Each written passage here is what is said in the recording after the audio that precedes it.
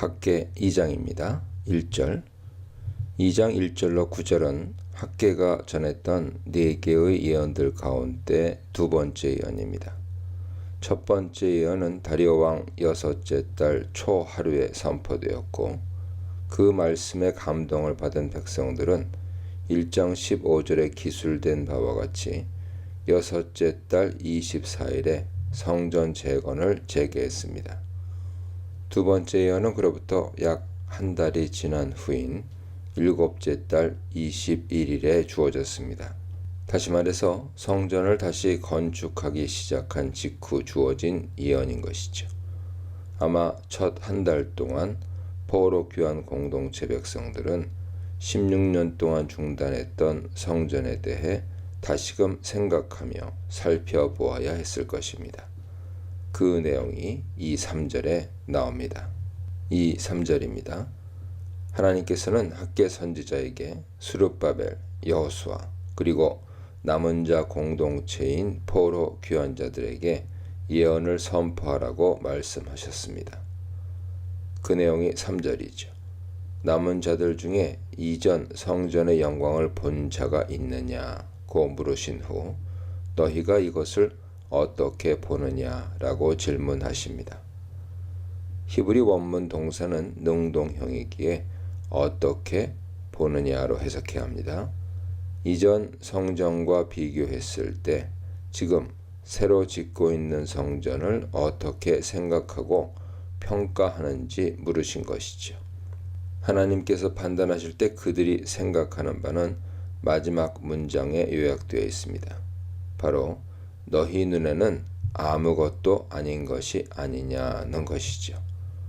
솔로몬이 건축했던 화려한 성전과 비교했을 때 스룹바벨, 여호수아, 남은 자 공동체가 짓는 성전은 사실상 너무 초라한 건물이었던 것이 분명합니다. 이것은 두 가지 의미에서였을 것입니다. 먼저는 솔로몬 때 부강한 재력으로 솔로몬 성전이 화려하게 지어진 데 위해 포로 귀환 공동체는 페르시아 식민지 백성이었기에 성전이 초라할 수밖에 없음을 뜻합니다.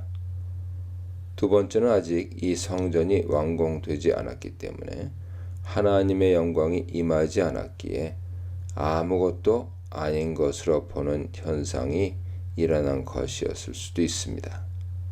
열왕기상 8장 10절 이하를 보면 솔로몬이 성전을 지었을 때 구름이 성전에 가득 채워 여호와의 영광이 성전에 가득했던 것을 알 수 있죠. 이 영광이라는 단어가 학개 2장 3절에 사용되는 것을 생각해 보면 성전 재건을 시작했지만 아직 완성이 되지 않았고 정말 최종 완공까지 가능할 것인지를 생각해 볼 때 너무 염려가 되므로 백성들이 아무것도 아니다 라고 생각했을 수도 있습니다. 이 두 가지 생각이 아마 함께 공존했을 것으로 판단해 볼 수 있습니다. 4, 5절입니다. 이러한 현실에 대하여 하나님께서는 새로운 또 한 가지 약속을 허락해 주십니다. 4절에서 하나님은 먼저 강하게 하라는 말씀을 3번 선포하십니다. 먼저 스룹바벨에게, 그 후 여호수아에게, 그리고 백성들에게 차례로 강하게 하라고 말씀하십니다. 학개서 흐름에서 예언은 스룹바벨, 여호수아, 백성들에게 항상 함께 선포되었는데 이번에는 따로따로 3번 선포되었습니다.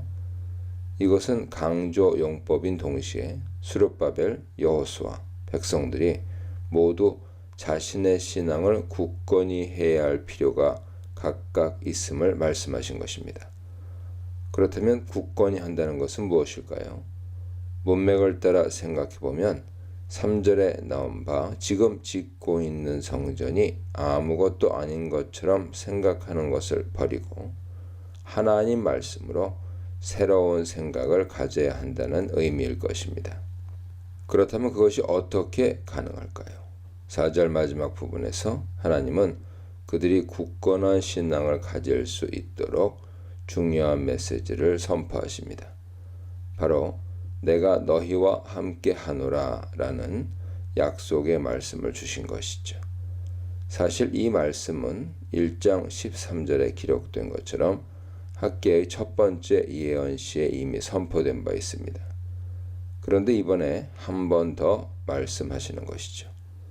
첫 번째 예언 때 내가 너희와 함께 한다 라는 것은 성전이 완공될 수 있음을 약속해 주신 의미가 있다면, 두 번째 예언 때 동일한 메시지가 주어졌다는 것은 좀 더 깊은 의미가 있을 것이 분명합니다.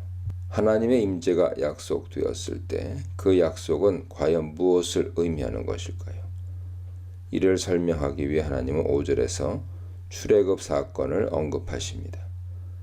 이스라엘이 출애굽했을 때 하나님께서 주신 언약의 말씀 및 하나님의 영이 포로 귀한 공동체에게 동일하게 함께 하신다는 것입니다. 두 가지를 생각해야 합니다.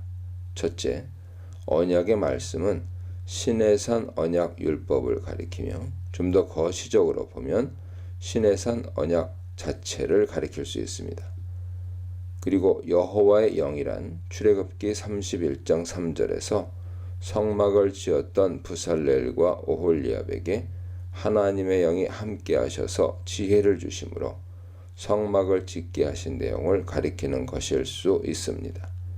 즉 출애굽 때의 언약의 말씀과 여호와의 영이 지금 포로 공동체와 함께 하신다는 사실은 하나님이 이들을 언약 백성으로 여기시며 그들에게 하나님의 영의 지혜를 주셔서 출애굽 당시 성막을 하나님의 능력으로 건설하게 하신 것처럼 지금도 성전을 완공하게 하실 것임을 뜻합니다. 이러한 하나님의 말씀은 포로 귀한 공동체를 크게 위로하고 격려했을 것이 분명합니다. 6절로 9절입니다. 6절은 하나님께서 하늘과 땅과 바다와 육지를 흔드실 것이라고 말씀하십니다. 이것은 신현 현상, 즉 하나님의 직접적인 임재를 뜻하죠. 하나님이 임재하시면 하늘과 땅이 흔들리고 구름이 임하게 됩니다. 이런 흔드심의 주제는 7절에서 모든 나라를 흔드심이라는 주제로 발전합니다. 모든 나라 가운데 하나님의 일을 행하셔서 그 만국의 보배가 예루살렘에 있는 성전, 즉 지금 포로 귀한 공동체가 건설하려는 성전, 다시 말해 지금은 아무것도 아닌 것처럼 보이는 이 초라한 성전에 도달하여 그 성전을 충만하게 채울 것이라고 말씀하신 것입니다. 그렇다면 이 보배란 무엇일까요? 본문상으로 충분히 설명되어 있지는 않습니다. 열방이 소유한 귀중한 보물로 해석할 수도 있겠고, 열방이 원하며 사모하는 어떤 대상으로 해석할 수도 있습니다. 그런데 그 만국의 보배가 예루살렘 성전에 이르게 되므로 그 성전에 하나님의 영광이 충만하게 된다는 사실이 매우 특별하게 여겨집니다. 8절에서 은도 내 것이요 금도 내 것이라 말씀하신 것으로 미루어 보면 이 보배와 영광이란 매우 존귀하고 값진 것임이 틀림없습니다. 이런 사실에 기초하여 하나님께서는 9절에서 학개의 두 번째 예언의 결론 말씀을 주십니다. 바로 이 성전의 나중 영광이 이전 영광보다 클 것이다 라는 것입니다. 이전 영광이란 솔로몬 성전의 영광을 말하고, 나중 영광이란 지금 재건하고 있는 성전의 영광을 말하는 것입니다. 기초적인 의미에서는 성전 건물의 외적인 화려함을 뜻하는 것으로 보아야 합니다.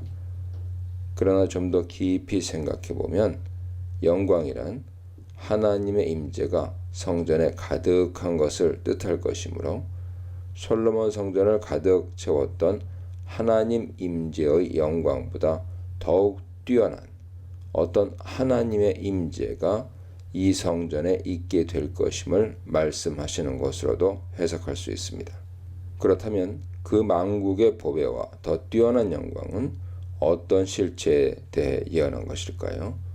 우리는 이 지점에서 신약 성경이 말하는 바 예수 그리스도의 성전 되심을 생각해야 합니다.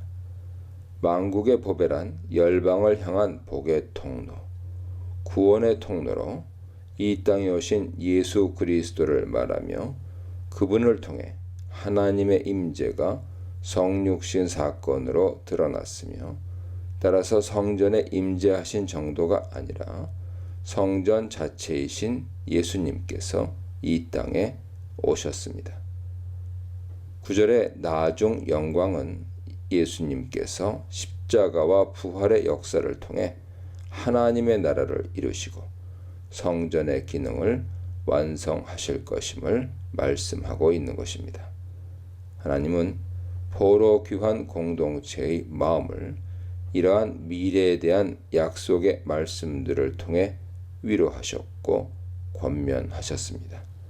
백성들은 이러한 말씀에 힘입어 눈에 보이는 연약한 현실을 극복하며 하나님의 명령을 계속해서 수행해 나갈 수 있었습니다.